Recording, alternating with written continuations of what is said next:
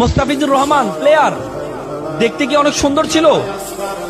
দেখতে অনেক সুন্দর, চমৎকার কথা বলতে পারে। মোস্তাফিজুর রহমানকে যখন সানরাইজার হায়দ্রাবাদ IPL এ যখন খেলার জন্য নিয়ে গিয়ে যাওয়া হয়েছিল, মোস্তাফিজ আবার ইংরেজি কথা বলতে পারে না।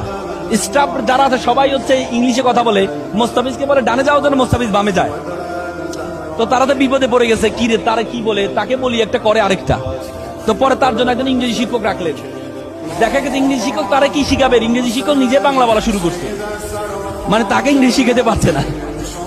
পরবর্তী তারা চিন্তা করলো এর ইংরেজি শিখাচ্ছে, আমরা যারা আছি স্টাফরা যারা আছে সবাই বাংলা শিখে ফেলি। পরে কলকাতা থেকে দোভাষী নিয়ে যায়, দোভাষী নিয়ে তারা বাংলা শিখেছে। মোস্তাফিজুর রহমানের জন্য তারা বাংলা শিখেছে। তুমি যদি যোগ্য হও, তুমি যদি যোগ্য হও, মানুষ বাধ্য হবে তোমাকে রিড করতে, তুমি তাদেরকে রিড করতে হবে না।